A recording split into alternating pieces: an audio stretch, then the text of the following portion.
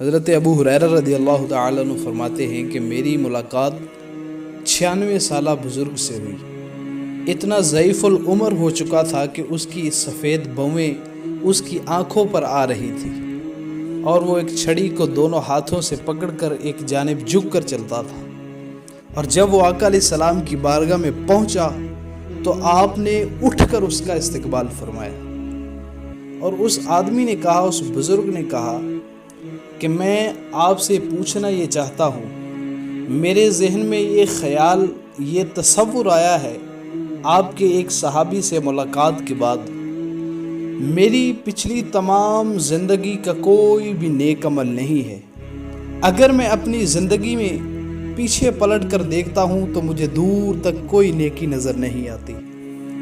میرا پوچھنا یہ ہے، میرا سوال یہ ہے کہ اگر میں کلمہ پڑھ لیتا ہوں اس حال میں کہ میرا جسم اتنا کمزور ہو چکا ہے، نہ میں جہاد کر سکتا ہوں، نہ میں اللہ کی راہ میں خیرات کر سکتا ہوں کہ مال میرے پاس نہیں ہے، اور نہ ہی میں نماز پڑھ سکتا ہوں، یہ میرا جسم بیکار ہو چکا ہے، اس بیکاری کی حالت میں اگر میں کلمہ پڑھ لیتا ہوں تو سوال یہ ہے کہ کیا میرا رب مجھے بخش دے گا، کیا میری نجات ممکن ہے؟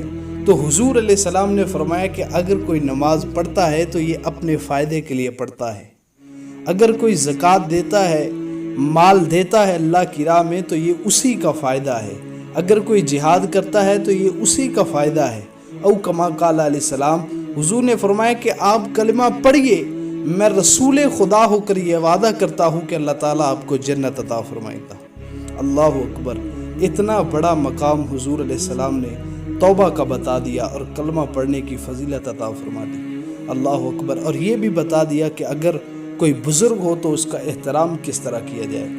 اللہ اکبر! یہ ہمارے دین اسلام کی تعلیم ہے، یہ حضور علیہ السلام کا بتایا ہوا طریقہ ہے، یہ عمل کی توفیق عطا فرمائے۔ اللہ تعالی ہم سب کو توبہ کی توفیق عطا فرمائے۔